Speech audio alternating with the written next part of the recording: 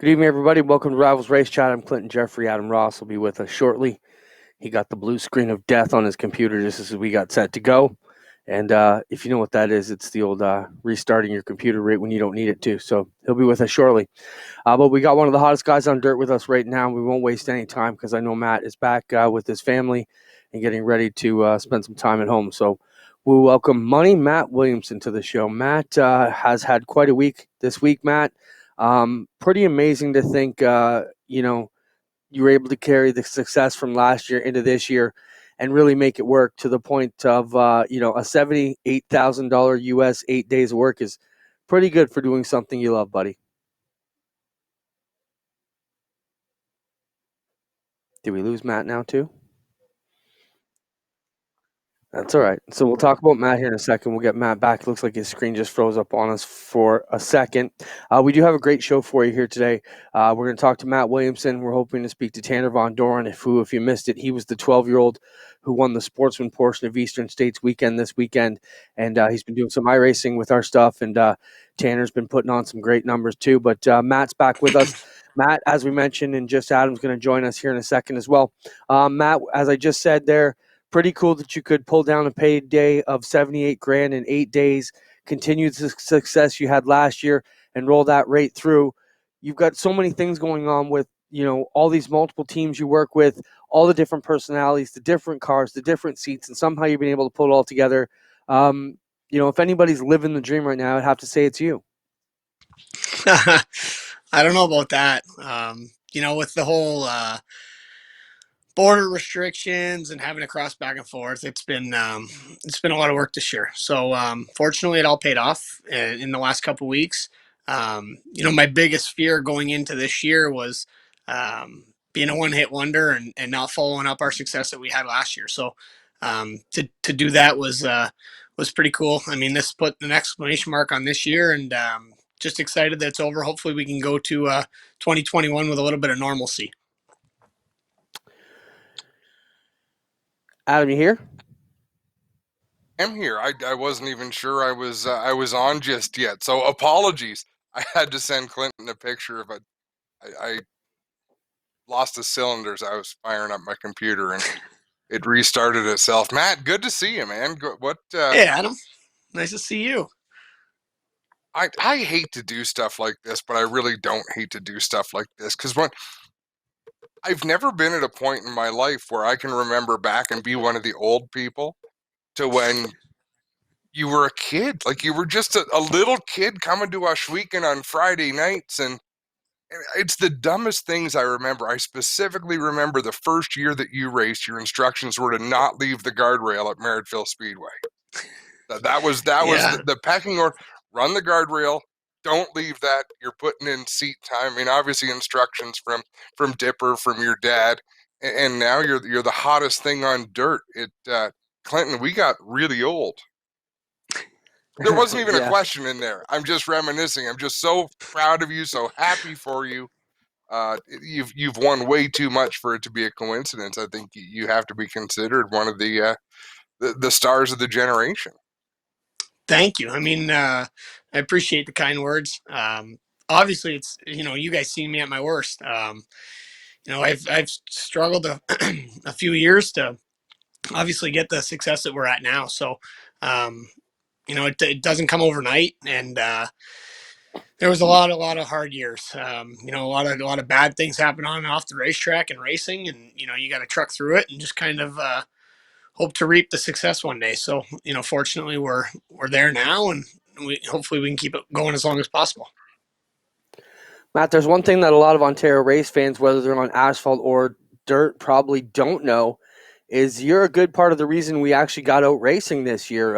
You were one of the guys early in the season when we still didn't know what COVID was going to mean for us. You got some of your sponsors together, York, Dave Bittner, and Humberstone at the time. You got all that going to the point that, you raised enough money and figured out a formula to get everybody racing. That formula then bled out through our Operation Green Flag. We were able to put it on the air. Then we showed all the pavement tracks, the formula that was working on dirt, and they got up and running. And it's pretty cool, Matt. Let's talk about the summer here in Ontario, what you were able to accomplish, a little bit from, having to fight just to build races to make sure you got out there. to traveling up and down, to Brockville, Cornwall, and the success you had here in Ontario as well. Yeah, it was. I remember, I think it was a Sunday. We were kind of just hanging out, not doing anything, and maybe even a Saturday. And me and Gary Limburg started putting some numbers together, and we figured we could do something. And I reached out to you, and actually tried calling Don Spies at the time at Maryville Speedway, and Donnie never called me back or nothing. And I ended up talking to a couple people from Humberstone, and yeah, they Dave Bittner at the time, and Jack Winger, and a lot of great people put together the start of what turned into an okay year. We got to all the down things about the whole COVID thing and racing. The bright side of it is what you guys did, broadcasting races to people that probably would have never went to a race all year. So that was super cool, and hopefully when we get back to some normalcy, racing will be better off than it was going into it. Yeah, more eyeballs, and that's what it's about. And as much as I prefer to be at the track, not everyone can be at the racetrack. So it's nice to be able to deliver the product and try to promote the product. It works out pretty well. But I've got a racing question for you, Matt, and tell me if I'm just crazy or off base. But watching people come through the ranks, and I don't know if you're old enough to remember Stuart Friesen, the years that he struggled to find his groove. Matt Shepard, not as much, but you look at all these drivers, and I'm going to put you into this category as well. You've been going to Eastern State Weekend for how many years now? I've went probably for 5 or 6. I've raced in 3 of them now. So we raced last year, and the year before. The year before we ended up 5th in the first one we ever raced. Might have even been 4th. But last year we struggled. But yeah, Eastern States was kind of obviously it's a prestigious race, and the history behind it is incredible. But it was never one that I went to all the time, like the mile would have been, or Right. So even the Fulton guess 200. Yeah. Okay, Fulton. We watch these drivers who are going to be great drivers, but and it goes back to Tim McCready, guys. Like the list goes on and on. Nobody jumps into the headline division and is dominant right away. What piece of advice, what is there that you could have gone back and told Matt Williamson 5 years ago, who hadn't yet won a Super Dirt Series race? You weren't the preeminent top runner. What's different today that you didn't know 5 years ago? It goes back to last summer when we won that 100,000 to win race.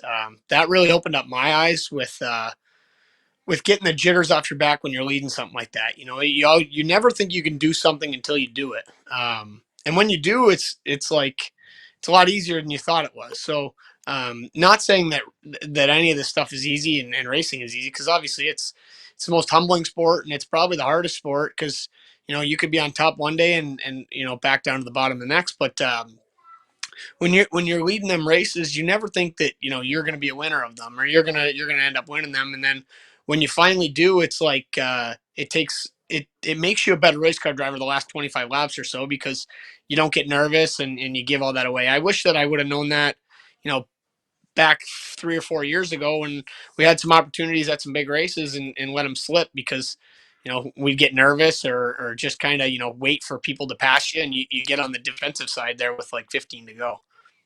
Right. Clint, does that make any sense to you? Like, could you understand from our point of view, where we're in the tower watching races or in the grandstand watching races, there's just something that seems to click with a race car driver, where all of a sudden they're the winner. They're no longer that top 5 or 6 driver.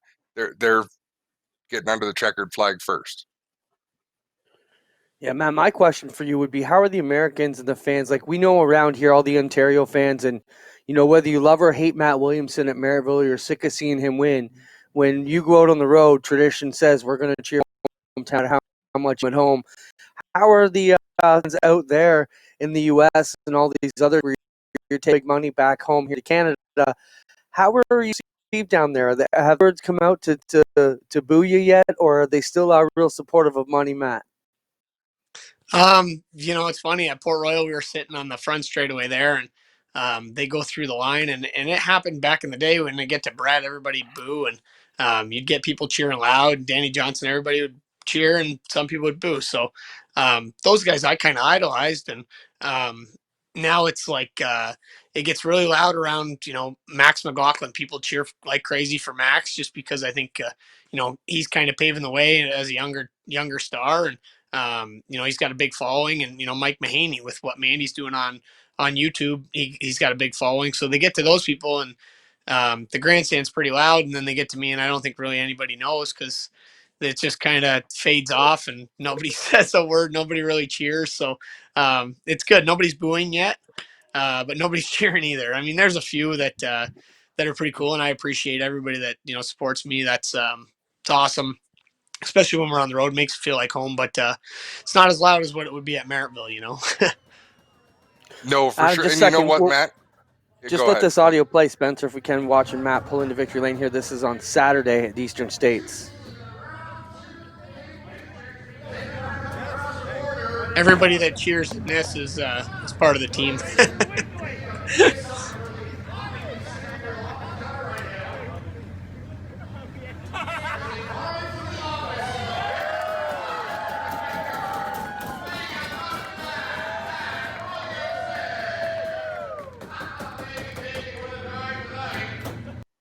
So the booing, Matt, is going to come, and you'll need to Just a matter embrace of it. when.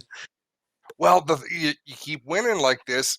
In 2001, Clint, you'll remember this. We were announcing at Cayuga Speedway, and they did parade laps for all the drivers. So we were in the back of pickup trucks with the drivers as they got introduced, and I was with Tony Stewart. And we're coming around turns 3 and 4, and we don't have the mics on at this point because the interview was real short. But he says, wait for it, wait for it. And we're coming around 4, and he's waving like he's the queen, and the fans started booing him like crazy, and his smile got even bigger. He says, as long as you can hear them, it doesn't matter what noise they're making. The point being, the haters make the lovers love. Like, if you don't have a huge fan club, the fact that people may start booing you because you win too much is going to push people into being your fans who don't care to boo for you. So that's going to sell merchandise. So you got to be ready to sell hats and shirts pretty soon. I'll take it. Matt, I have a question for you, more close to home. Terry Vince taking over Humberstone more recently, being announced. He was on our show last week. He's got talks of bi-weekly modifieds on Sundays again. Some new engine ideas to help get some drivers back, let's say, out of the driveway and back on the track. Just quickly before we let you go, because we have another young sensation coming up, Tanner Van Doren, the Sportsman winner, is going to be on with us next, and you guys. A lot on the same path. You're about that age when you started. But back to Vince for a minute and the Humberstone situation. What are your thoughts there? Yeah, I mean, first of all, I've never met Tanner, but what he did at Eastern States was cool at 12 years old. That's incredible. So he's got a bright future ahead of him, and it's exciting to see. But yeah, for Terry, it's cool. Terry's very smart when it comes to the motor situations, and I'm not saying that that's the only thing we need to fix with 358 modified racing, but it's a big part. So I think that he's got some good ideas with that'll help the car count in the area. And not only that is it's giving people another place to race around the area. So to be able to jump in a modified and race 3 nights a week around here is pretty cool. That's what a lot of sportsman guys say, that they don't want to move up because they can only race 1 night a week in Canada, or 2 nights a week if they can cross the border. So now if they can cross the border, they can race 3 nights a week within a 25-minute drive. So that's cool. Terry's going to have a lot of fresh ideas with racing. He actually tried to put a race together around Thanksgiving of this year, I think, and had awesome ideas for it. Even under COVID, it was going to be quite the weekend, and that's what you like to see. It's what Donnie did when Donnie first took over the racetrack at Merrittville. He had some fresh ideas, did 137 lappers, and did 75 lappers, and did a lot of cool things for the modified division. And it just seems like it's gone stale recently. And if we get a 50 lapper here or there, it's something special. So hopefully Terry can bring that same kind of excitement, and make it exciting to go racing locally again. I think you bring up a great point, Matt. Race promoting is it's a job. You have to promote. You can't just open the gates and hope people show up. So, I think in a lot of ways, and I'm not knocking anybody for what they do, but sometimes you need to be startled into getting outside your box, getting outside your comfort zone, creating things that might build a buzz around the sport. It needs it. Exactly. And um, it it's the perfect opportunity right now to have and everything. It's not like he has anything to lose this year. This year couldn't be any harder on a promoter if he tried. So I think that the people will be excited about it. One last question for you, Matt. What's your pumpkin carving design tonight? I know that's the plan this evening. I'm sure you'll see it on Facebook. I actually did not a bad job this year. Usually it's pretty. I'm not very artistic. It's pretty basic. So me and Natalie, we hit this one out of the park. Well, it better be one big dollar sign or 78,000 little ones. But either way, man, congrats. We're proud of you. And like Adam said, we watched you grow up, and whether you want it or not, the Ashweekend fans and some of us are going to claim you as our own. Congrats, Matt. You're doing us proud. 2 years in a row, won all the big races. There were to win. Have a good night, man. Thank you. Thanks, guys. Thanks for having me on. And I'm not sure if I said this before, but thanks for doing what you did this year. It helped out a lot of people that couldn't get to the racetrack, and it's pretty amazing what you did. Thanks, Matt. Have a good night. Thank you, Matt. All right. It See you saved guys. our marriages. Our marriages aren't built for us to be home during the summer, Clinton. It's just not how we keep balance in our households. That's how Matt's learning to get along with Natalie now. He understands that a little bit of time away and bringing home big fat envelopes keeps the relationship strong. Let's welcome our new guest, Adam. Possibly the youngest guest we've ever had on this program, Tanner Van Doren. Tanner, welcome to the program here. Great to have you with us. First off, let's take a bit of a look at your victory lane celebration because Adam, I know you and I both love this. Whenever the driver gets out there and salutes the hometown crowd before he even comes to victory lane, wins some bonus points, even with us promoters and announcer types. So roll that video, Spencer, of young Tanner celebrating with the driving crowd, the only fans allowed at Orange County.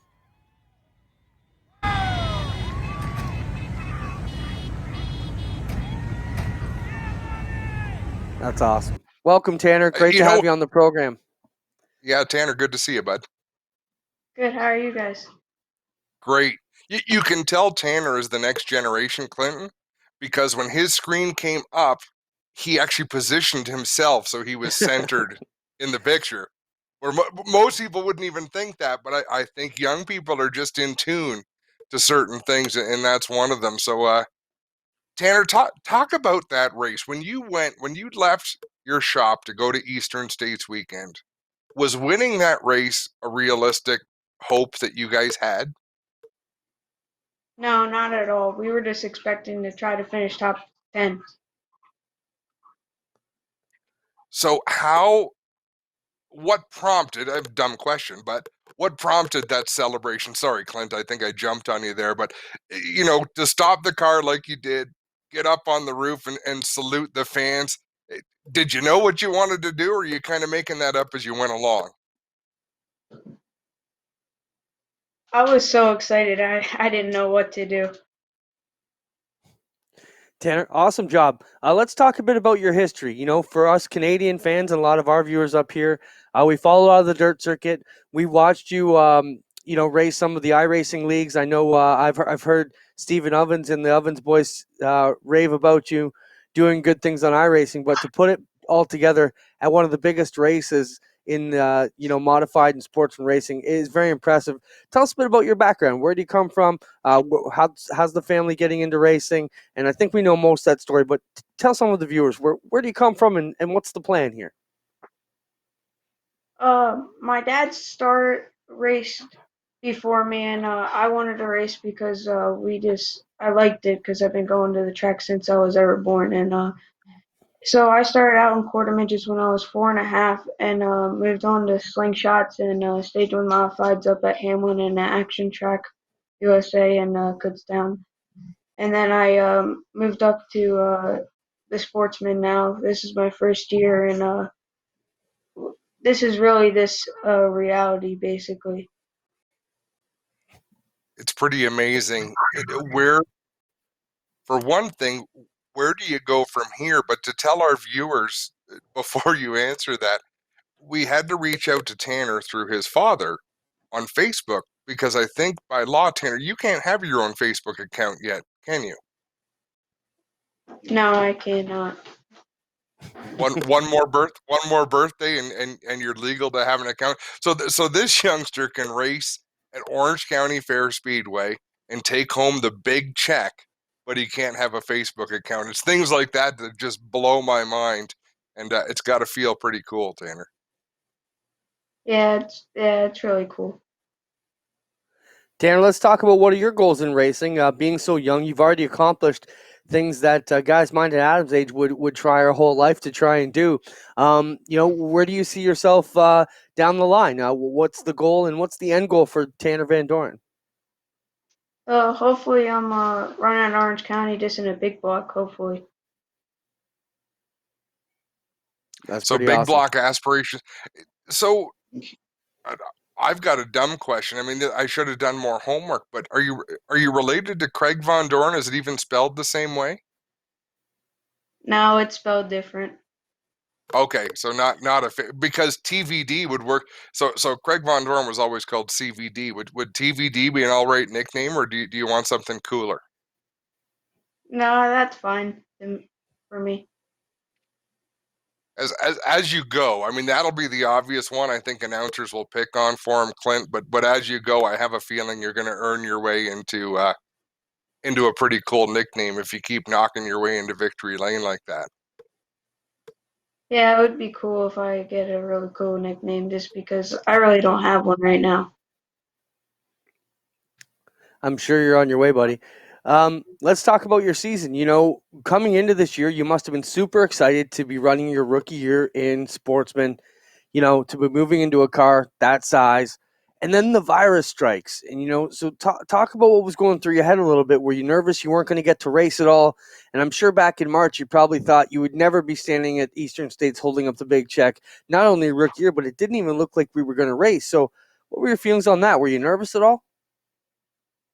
No, not really. The only thing I really wanted is to be able to race this year, and none of us really thought that was going to happen, but it did somehow because of all the track officials in this state just letting us race, which is really cool too. It was really fun, to get to race too with all those guys and have a really good time. Tanner, we won't keep you too long, but where can the fans find you? So if they go on social media, go on the internet, where do they find Tanner Van Doren so they can be a fan? Do you have apparel? Can they order shirts and hats from you?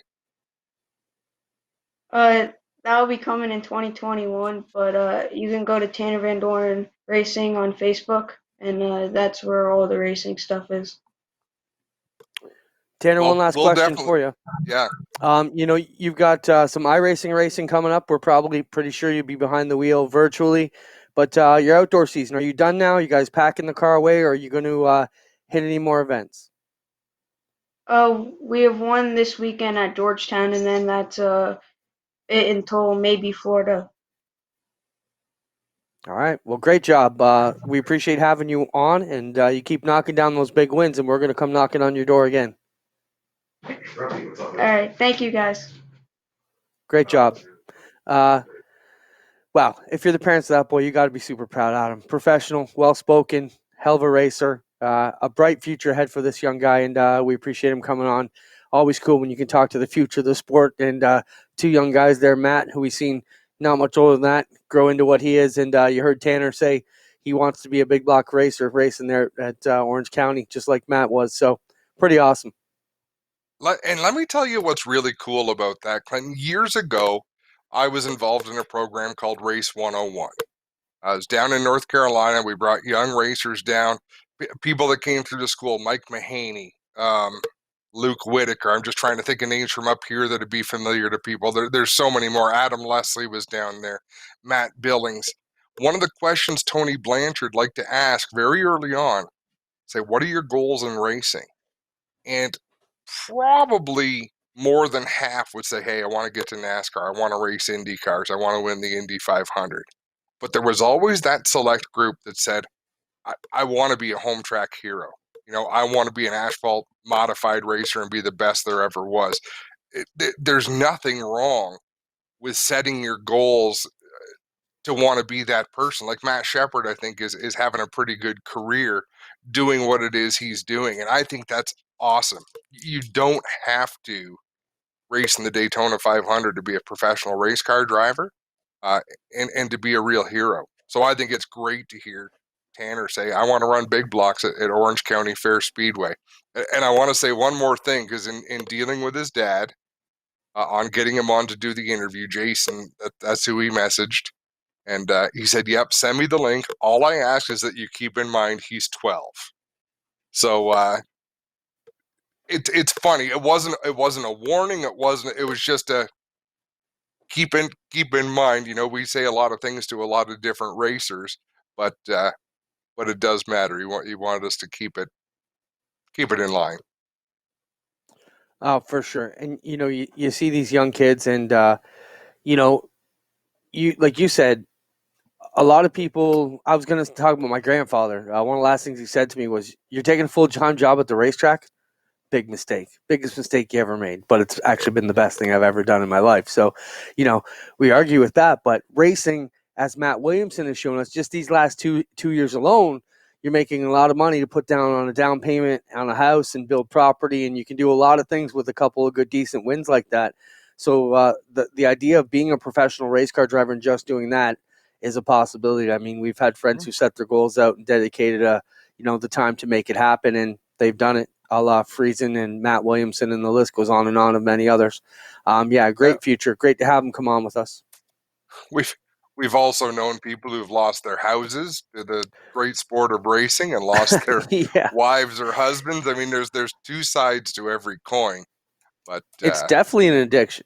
No matter where you line up on the spectrum of race fan to race team, driver, owner, car, pilot, whatever, you can really go through that gamut. Let's move on, Adam. We still have a lot of great things we want to get through in the next 30 minutes. I'll quickly talk about Rivalz Blacktop. They're at Texas tonight, directly following this program, 9 o'clock. A field of 25 to 30 expected tonight at Texas as we work on the Blacktop Rivalz series. Quickly presented by Caldecott Millwrights. Talk about that for a second. We've had a couple of amazing races. Winners so far, Tom Senchak, John Schweikart. So 2 races, both been won by Americans. So I'm pulling for a Canadian tonight. Texas is a really tough track, and we finally implemented tire rules. So you only have 2 tire changes allowed. You've got the 4 tires on the car, 8 tires in the pits for an 80-lap race at Texas.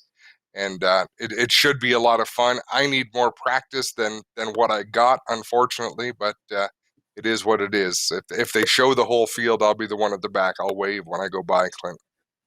You asked me to race. I said, no way am I dragging that broadcast down with my yellow flags. I'm not quite up to speed yet. But if you are up to speed on the iRacing platform and the B cars, you get out there and check it out. It's so cool to be part of the broadcast and watch it back. I find myself watching it late at night after the family goes to bed. We'll watch our TV stuff while it happens live. I'll go back and watch it around midnight. I love watching Stephen Ovens and Brad Ovens' production, the call from Turn 5 and 3-9 Media. So it's awesome. Give it a chance. If you're looking for your racing fix, check out the Blacktop Rivalz series coming up directly after this program, and you'll be entertained. And right now is the only asphalt racing we can talk about.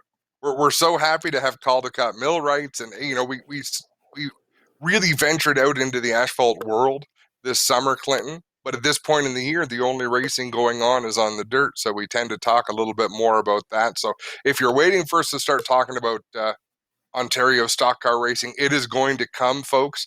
Right now, it's just a little bit quiet on that side, I think, as the industry sort of exhales after what was a stressful summer. Well, we could say they're huddling up, too, because there's a lot of meetings going on. We were in meetings last week. There's lots of things going on, so just stick with us. That was one of our concerns as we were talking about some things that were bugging us. And one of my things back to you today was I'm worried. We have been talking a lot about dirt lately, but there's been a lot of movement on the dirt side, and races still going on there. So we'd love to talk about that. Also, if you have any topics you want us to discuss, feel free to message us. We would love to hear what you want. We're scrambling most week to find the topics, so if you bring it to us, we'd love to chat you up. Moving on to something a little bit closer to my world with my Weekend Speedway hat on with the Action Sprint Tour. The Crate Sprint's one of the fastest growing divisions in Ontario. This past Saturday, we brought in 4 of the top performing motors, and we tore them down. The 2 reps from each of the 4 engine shops were there, and 2 reps from each of the 4 teams were there. And we took the engines right down to basically bare nothing. Measured the CCs, measured the heads, measured the board, the stroke, and the camshafts have been sent out to competition cams to be laser scanned. And this is in an effort, Adam, to keep the division strong and fair, and to make sure the engine builders are building the engines for the right reasons. And we're super proud to say that all 4 of the teams of all the tests we put at them on Saturday came back perfect, which is an awesome thing for our race teams, our builders, and our competitors who are coming into the division to know that it's fair and nobody's getting away with anything. And the engine builders know when they're sealing those engines, they could be opened up in front of everybody to be checked. Nothing's behind closed doors. All the engine builders get to look at all the tests going on. There's a quick video of us checking the CC of the heads to make sure that the chambers are where they need to be, and everybody was right in manufacturer spec, which is super awesome. Your thoughts on that, Adam? My thought is I want to commend you, Clinton, and the group that's been put together, having all the engine builders there, the teams there.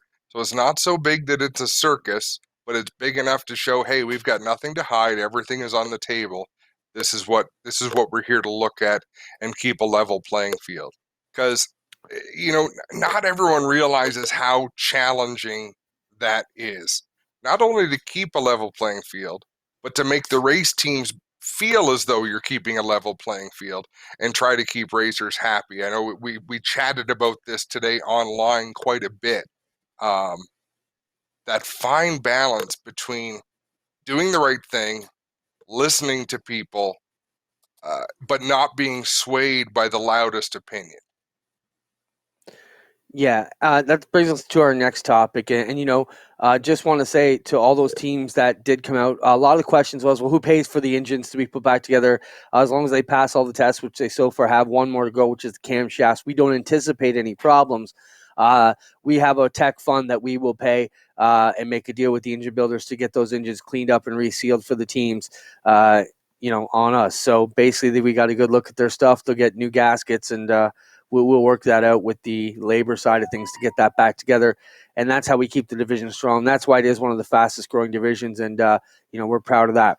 That brings us to our Burger Barn video of the week. One of my favorite videos of all time. And if you're looking for this video and you say, if you're like me and sitting at your desk and looking to kill an hour, this is an awesome video. It's Dave Despain, wind tunnel on Chris Economaki, and it's such a great history lesson on the sport and where things went wrong and where they didn't. And on the Action Sprint Tour message group, we've been feuding for a couple of days now about carbon fiber bodies versus fiberglass bodies, which seems like such a minute point on paper, but it's a major point in keeping the cost down, keeping things going. And this is one quote that I shared with the group today from Chris Economaki to explain why we're so tight on carbon fiber and these space age materials. So roll that, Spencer. This is our Burger Barn video of the week. And if you're looking for it, it's on YouTube, Dave Despain's Wind Tunnel featuring Chris Economaki. Play it, Spencer. The worst thing that's happened to American auto racing, worldwide auto racing, has been this influx of high technology. Because what that did, in addition to making the cars too fast, has made them too expensive for the sport to sustain. Keep playing it, Spencer. Till he talks. Okay. He goes on to talk about. Play it again, Spencer, if you can, and let it play right through if you can. Or did you clip it? Okay, it's clipped. Anyways, go find that. The basic point of it is racing has moved on to all these space age technologies, titanium, carbon fiber, Kevlar. These are all developed by industries that work for the government. So the prices are astronomical, and it's running the price right out through the roof to the point that it's, the sport in general is going to eat itself, Adam. And, so we did a bunch of other things on the go. Spencer, put up the the pictures I sent you today of the pricing. So this is some comparisons we did. Now, this is on the high end of the pricing scale too, but even for sprint car bodies alone, Adam, when you look at the prices, if you can put the image up, Spencer, that I sent. So here you go. The green is carbon fiber and the red is just straight fiberglass. So there's a sprint car two-piece hood, $930 for a carbon fiber versus $295 for a fiberglass one. Go to the next slide, Spencer. And the same thing below, $400 to $155. Arm guards, $450 compared to $150, literally 3 times the cost for all of these parts. So play the next couple pictures, Spencer. So Kevin Lovey's at Shweek Speedway Racehorse took 2 bodies off of the Glen Stars racing cars and put them on the scale. And the carbon fiber came in at 23 pounds, and the fiberglass actually came in 2 pounds lighter at 21 pounds. So, there it is on the scale, 21 pounds for the fiberglass body. And just keep going through the slide, Spencer. There's 23 pounds for the carbon fiber body, Adam. But the argument, so there's your carbon fiber body. That's actually 2 pounds. That's all the pieces together on top of the scale. And there's your fiberglass body, same deal. And Adam, so the argument went on, if the cost is, if there's no performance gain by anything being lighter, why aren't you allowing it? And some guys, I feel, and I can say frankly, have beat this dead horse to a pulp. The point of it is, guys, is Adam, help me out. It's perception, right? The idea that I have is here, if all these people thinking about getting into the division, and that's good with the picture, Spence, if all the guys thinking about getting into the division see everybody having to run carbon fiber, even if the perception is there, they may balk at it, and it raises the cost of racing. Now, the argument the guys had, and I can understand this, is 360 sprint cars, some of them have them, they're buying older cars and they want to run the body because they're saying it's going to cost them to buy a new body. But in general, we have made the rule no carbon fiber bodies because we're trying to keep the costs to be, reasonable. Am I crazy, Adam? Am I on base? It's such a crazy fight that I've had for, seems like 72 hours now with this group of guys. Oh, yes, you are crazy because you're in this business to begin with and you're running a series. The challenge, there's a big difference, and people need to understand that. And people I respect a great deal. I mean no disrespect if you happen to be watching and you know who you are because you're involved in the chat, but your opinions matter. Your opinion is not a vote.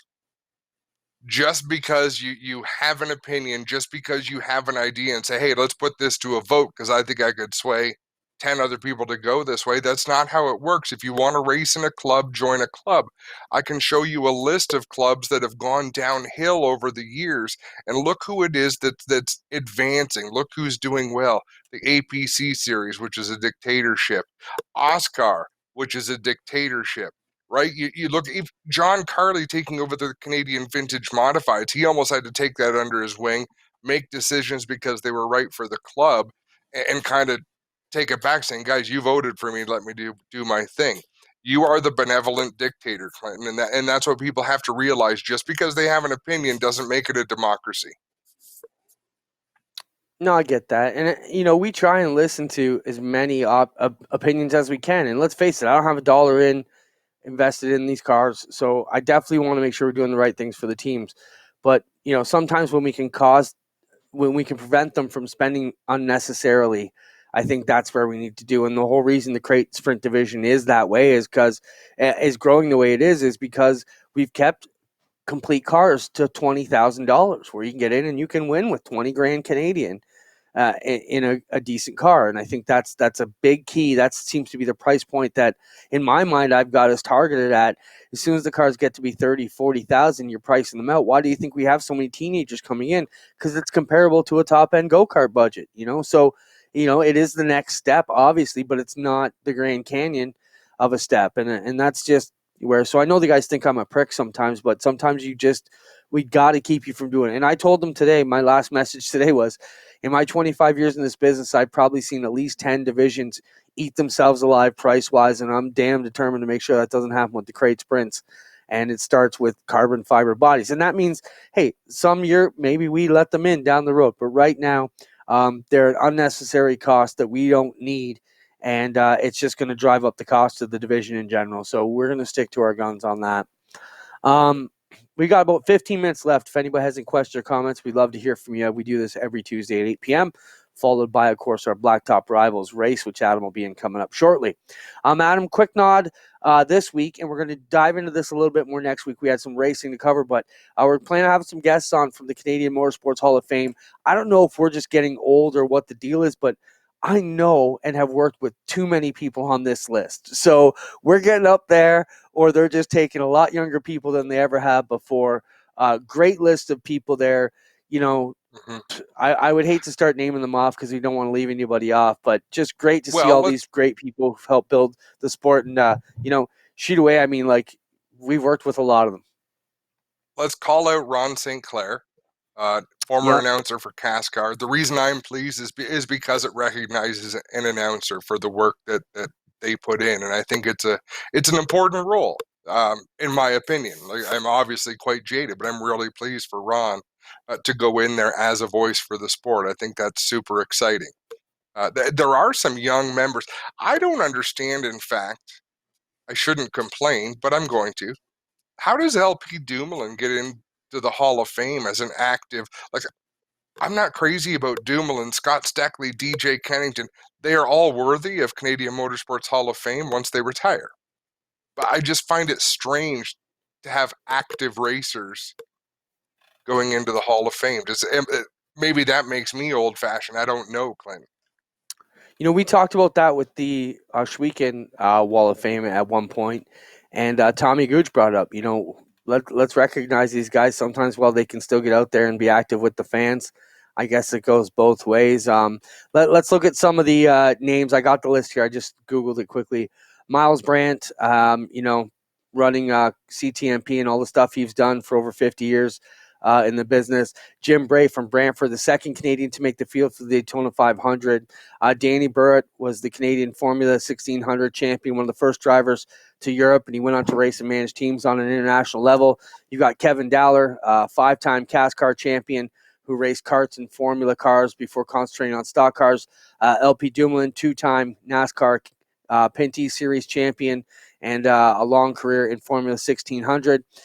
Michael Miller, he's an active member of the sports media safety community since '68. Many of the safety elements used by today's motorsport facilities were his ideas.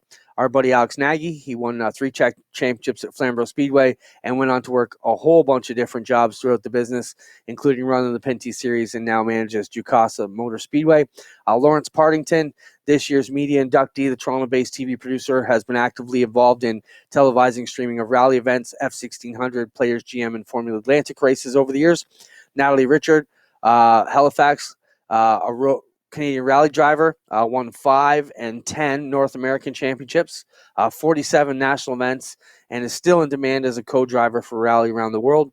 Another CASCAR driver, Steve Robley, is also in there. Anne Roy, native of Montreal, worked for 30 years in the motorsports PR field. Dr. Robert Seal out of Edmonton. If there was any event major here in Canada in the last 15 years, Dr. Seal was there overseeing the medical services. You mentioned Ron St. Clair, one of the most recognizable voices in Canadian motorsport over the last 30 years. And Kenny Wilden, he's raced all kinds of stuff back for the Honda Michelin Series to Players GM Sports Cars. And Doug Woods, another rally racer from back in the 60s with a storied career. So congratulations to all the recipients and inductees to the Canadian Motorsports Hall of Fame here, the class of 2020.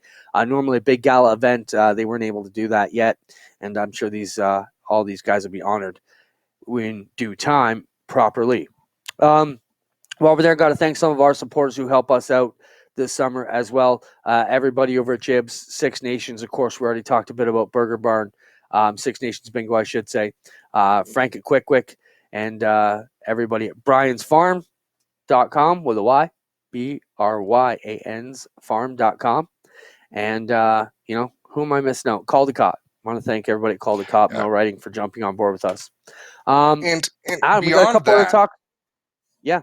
I was just, with all of these partners, the excitement I have going into this off season towards next season, Clinton, with the things that have been accomplished in the last 10 months, I'm so excited for all of these partners to come along for this ride, and I want to make them proud. I want them to be proud to be involved with us, Clinton. I just think we're we're on the verge of really doing some fun things. Not that we haven't been doing fun things, but it just seems like momentum is on our side right now, even with this hellacious year.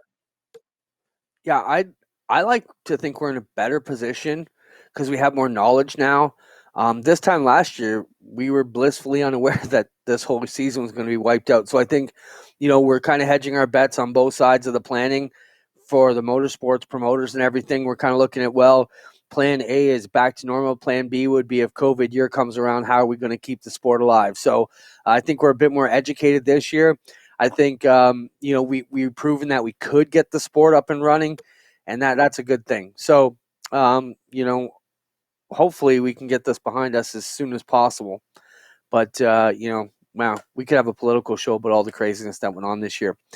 We've got about 12 minutes to go here in the program. Let's talk about trucks, Adam. For our guy, Stuart Friesen there, man, he was about 18th, not doing that great. Then all of a sudden he was up to 8th, and then all of a sudden he was in second running for the lead.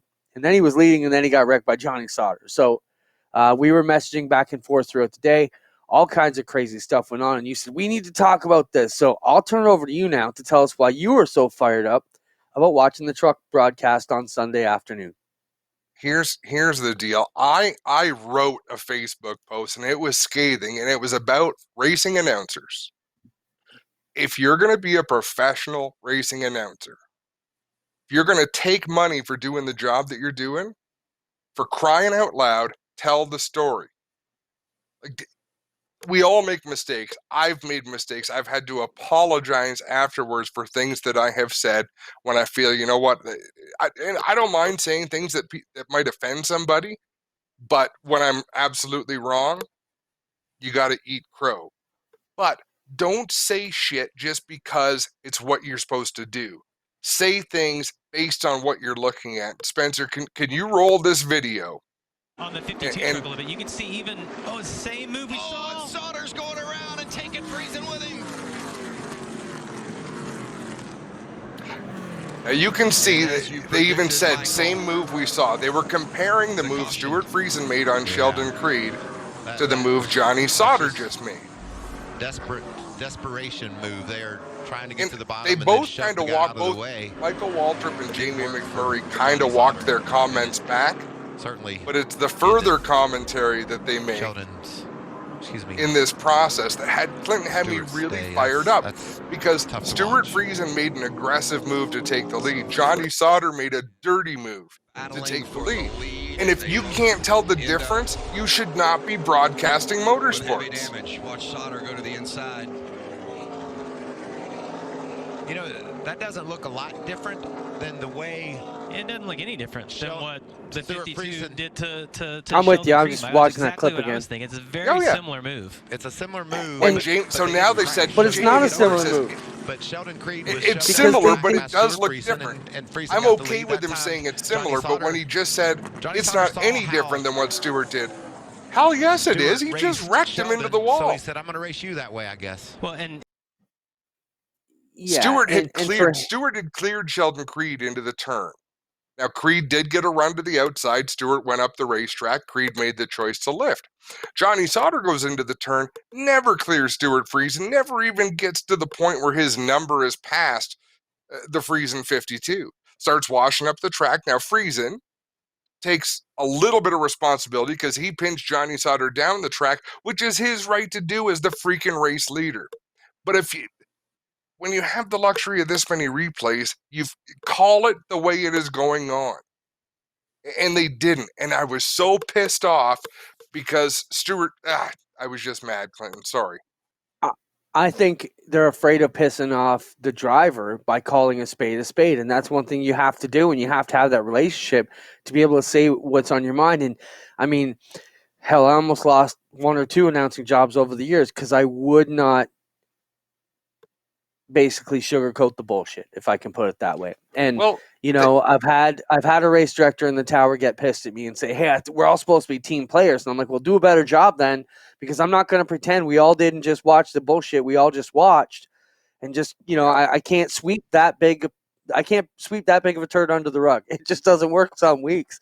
And that's where like you said, we're calling it live, but when Michael Waltrip has that thing, and it wasn't the same thing, that's like saying every slide job is the same. They're totally not. Some you And clear and some you wreck the guy, So that's my frustration too.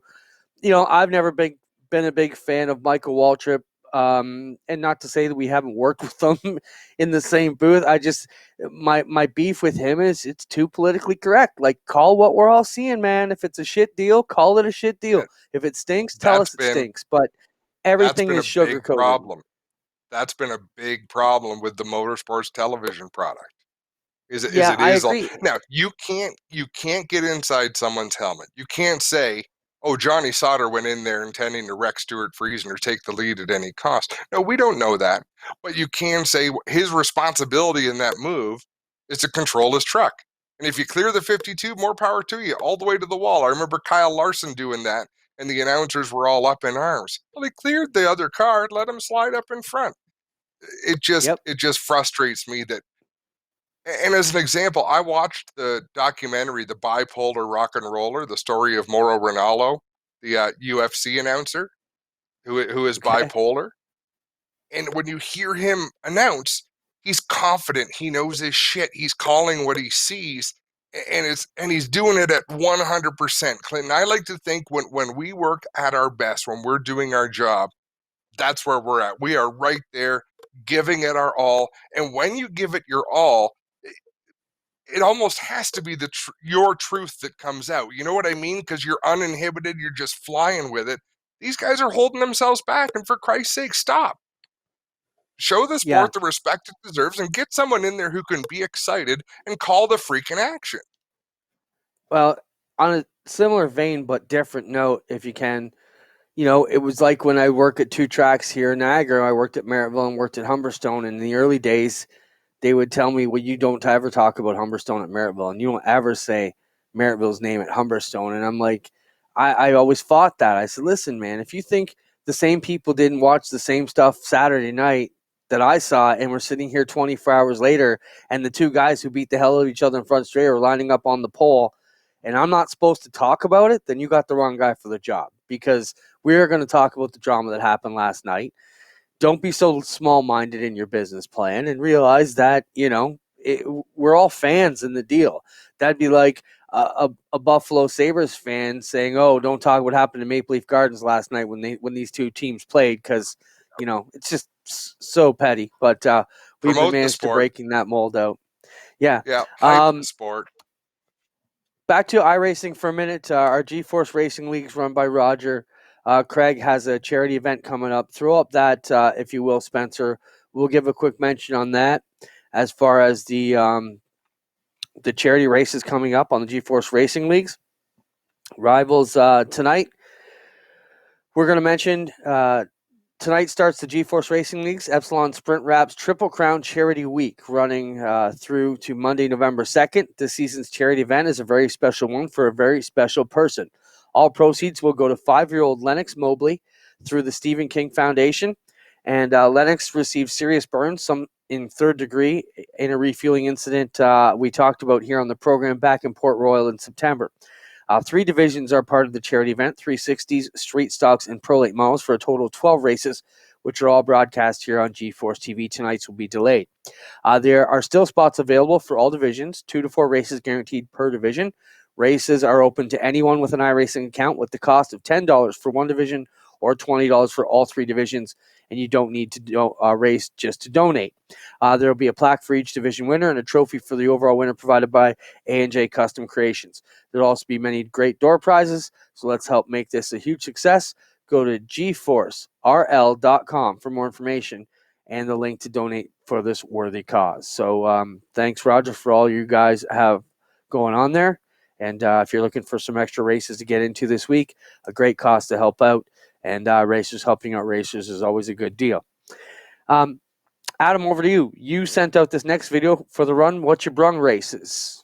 Do me a favor. Let's close with clips from that race, Clinton. Let's talk about safety in the shop, and then close with the Run What You Brung, so I can escape and get ready to qualify for Texas, if that's okay with you. Because I would like to leave people. I would like to sign off the show and let people enjoy some of that Run What You Brung. I only watched the pace lap of the video, and my jaw was hanging down by my belt. I'm like, oh my goodness, they are going to throw a green flag with these cars on the track. It is wild. Pretty awesome stuff. We'll end the show with that, as Adam mentioned. And then as soon as we're done there, make sure you relog into GeForce TV and pick up the Rivalz blacktop race coming up live from Texas. Adam, safety in the shop. We showed some burnt hands last week. This is a nasty bruise someone got. So they were running a rear wheel dyno on the floor, and it kicked up a bolt, and at 150 kilometers an hour sent this bolt into the side of this guy's gut. Show the bruise and the indent there, you can see. So one thing my dad always told me, you're way more apt to get hurt at the race shop than you are the racetrack. So be careful everything you guys do in the offseason. He says, and what do we learn from this? Do not stand behind the dyno when the car is doing 150 miles an hour. A bolt got spat up and hit the guy in the stomach, and that is a nasty welt and a huge bruise from that bolt. Just imagine how much that hit him to put that eggplant-sized bruise on the side of his gut, and that'll be a story to tell for a couple of months for sure. In closing, I want to thank Spencer for everything you do. I want to thank our great guests, Tanner Van Doren and Matt Williamson, and congrats on their amazing races, and wish Tanner good luck coming up in his upcoming events, and Matt, hopefully he can do well with the pumpkin carving contest tonight. Adam, anything you want to say before you run off to qualify and we leave them with this Run What You Brung video? No. See you next Tuesday. Enjoy this footage, folks.